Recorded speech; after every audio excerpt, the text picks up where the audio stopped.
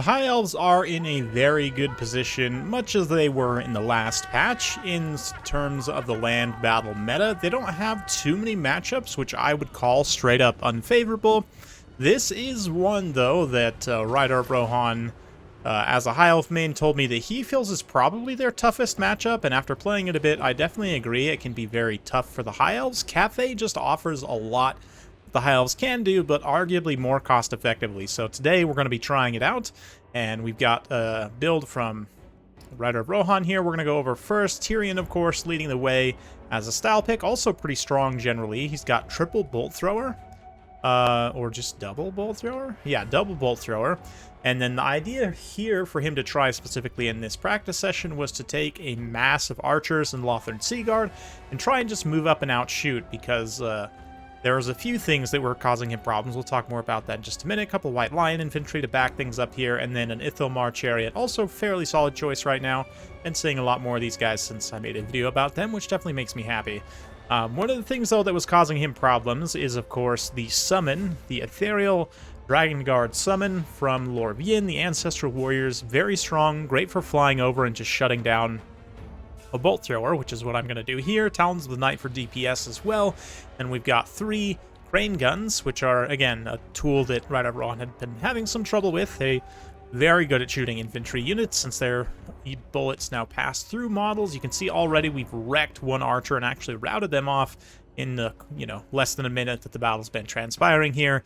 Peasant long spears and some halberds in the back, with some Jade crossbow shields as well, a couple of Jade Lancers, so it's fairly... I'm not a Cathay main by any means, not super experienced at playing Cathay, but this is kind of more or less what Rider Rohan wanted me to bring to practice against specifically, so we'll see. I'm going to go ahead and pull up that Ethereal Ancestral Warrior summon. Rider Rohan does the right thing, which is to dismount the Eagle Claw from the artillery and try and run them in the other direction while he collapses with some infantry to fix the Ancestral Warriors in place. That said, though, the archers are going to still continue to take damage as they approach, obviously. But let's see. The thing, the kind of the idea that I had, right, my line of thinking here with recommending the heavy archer build to him is, yes, you're going to take losses on the archers on the approach, but you'll have enough volume and width that I can't focus down everything fast enough. And the archers should be able to get in range with enough volume left to just shoot the crane guns to death. Crane guns, of course, do have a missile block chance, as it is kind of a 2-person crew here with the big Pavis shield, obviously, but they don't have much armor, and the missile block chance, is it 55%? Yeah, it is a 55% missile block chance, 65 even, which is fairly solid for sure, but still, low HP, low armor means that with enough volume focusing them down, no problem to try and get them off the battlefield, and already we see one is pretty much done. Little hit and run attack by the Ithilmar, trying to bait my Jade Lancers away from this position. Honestly, if he were to just continue running back through his own lines here, he could probably get that, if the Jade Lancers all cut up on the Lothern Seaguard. Granted, there's archers here as well, but with the White Lions also, they're not really in a position to support right now, and the 2 that had been kind of blobbed up around that Ancestral Warrior summon, we're just going to punish with the Talons of the Night here real quick, but yeah, the Ithilmar chariot on that quick hit and run so far really hasn't done too much. Tyrion also coming a little bit far forward, getting a little bit over-aggressive, but since there's not a lot to stop me besides the Lothern Seaguard itself, I come forward with the Jade Lancers, and I'm just going to charge into... apologies if you hear my cat jumping around in the background.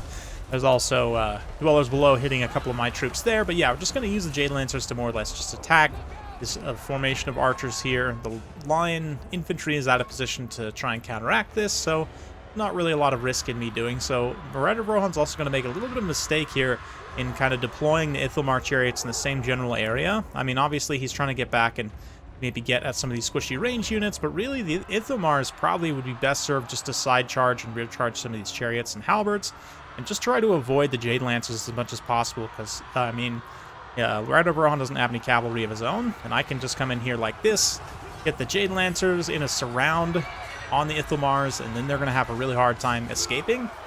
That said, though, I mean, the shooting is definitely taking its toll on my army, for sure.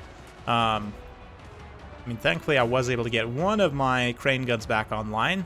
All of them, I should say, but they're all quite wounded, and there's really not a lot I can do to stop Tyrion at this point. They'll just try and have to kill him with army losses, more or less. So, yeah, but the Jade Lancers have been quite successful, to be honest. I think one of the things about this matchup is the fact that Jade Lancers are just better than Silver Helms in pretty much every way, and more cost-effective. I mean, I don't know if they're technically actually better in every single stat, but you know what I mean. I'm just generally, I mean, the fact that they are cheaper for, what, 200 points cheaper for the shielded variant, which is definitely the most comparable. They're still taking some damage here. Let's check in on the value on these guys. Yeah, 600 value there, not too bad.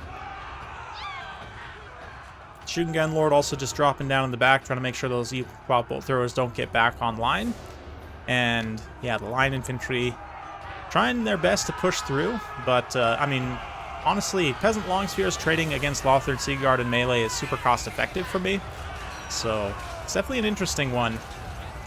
The Ancestral Warrior summon specifically, like shutting down the bolt throwers, is a problem. Now, obviously, you could take a different lord, take some kind of flying lord, like maybe Eltharion or something, where you can potentially use Tempest or, you know, just your own melee power to try and screen the Dragon-Blooded Shugengun away from your artillery, right? But definitely can be tricky. Also, just keeping Tyrion back. I mean, obviously he can't get up into the sky, but also he doesn't have magic damage, right? Yeah, for some reason I thought he did have magic damage. He probably should, to be honest. But Ryder Rohan also, and I also tested some spells. We tested like Fate of Yuna or, you know, Melkos. Unfortunately, it doesn't do enough burst damage fast enough. Neither does Fate of Yuna, to be honest.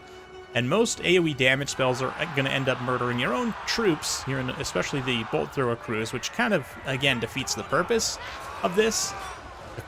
Halberds also being so cost-effective at trading with most high elf things is a problem here. The Jade Halberds, especially with Harmony, can trade even into white lines just fine.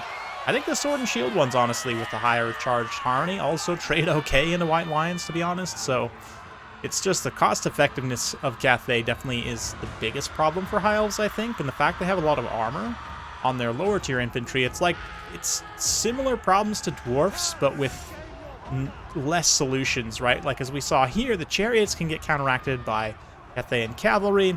I mean, Crane Guns is a tool that the Dwarfs don't even have access to, right? It's more like a Skaven thing. And it's just overall very strong at killing infantry, so it's just the combination of those things makes this matchup surprisingly difficult for the High Elves. And yeah, I mean, their air advantage and sort of the, yeah, I don't know, the outshooting idea, I feel like it has maybe some merit. Obviously, it didn't end up working out for Ryder Rohan here. Still had quite a bit of reserve troops left as well, but yeah, I'd love to get your guys' thoughts on this. I mean, certainly, if we look at his build here, yeah, the bolt throwers I was able to shut down fairly effectively. The archers, interestingly, actually not as cost-effective as I would have expected, maybe. Yeah, it looks like a lot of units actually just didn't pay for itself on his side, which, I mean, the battle definitely felt closer than that when we were playing it, but he did manage to limit 2 of the Crane Guns, although if you average out all 3 of their value, they're still cost-effective. Jade Lancers also just trade super cost-effectively here, and then the Jade Warriors don't have to do a ton. Jade Crossbowmen do contribute a little bit here, but even just the Peasant Longspears, like, we'll do a quick comparison, actually, and just talk about the cost-effectiveness problem, which has not been, I mean, since they gave High Elves wide-ranging cost reductions, it hasn't been as much of an issue for them, but Cathay, in many ways, has some of the most cost-effective units in the entire game, so it makes things particularly tricky for the High Elves, even still. So if we think about the Cathayan Spearmen, right, only 350 points, and obviously their base stats are much lower, but their attack and weapon strength is actually the same, which is interesting. 17 bonus versus large on the Peasant Longspears, 15 on the Spearmen, so they actually have less overall weapon strength against large. Obviously, the defense, you might think, like, oh, High Elf Spearmen, especially with martial prowess, should have much higher melee defense. So they do go all the way up to 50, of course. But the Peasant Longspears start out only at 24, but they can also get, again, up to an extra 12 melee defense on top of that. Not to mention their melee attack, more importantly, goes up you know, again, +8.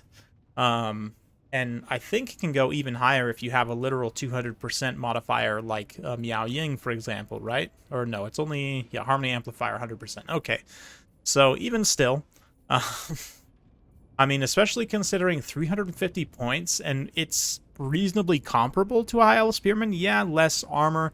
Leadership also, though, I mean, is not as much of a factor as you might think because, again, extra leadership from Harmony. So that kind of is that comparison goes for across the faction, right? If you compare, again, we can just take a look at Jade Lancers compared to Silver Helms, and it's more or less the same unit. Silver Helms have some advantages in terms of their overall stats, a little bit higher weapon strength, a little bit high charge bonus, but functionally, in terms of the role they fill, it's exactly the same unit, right?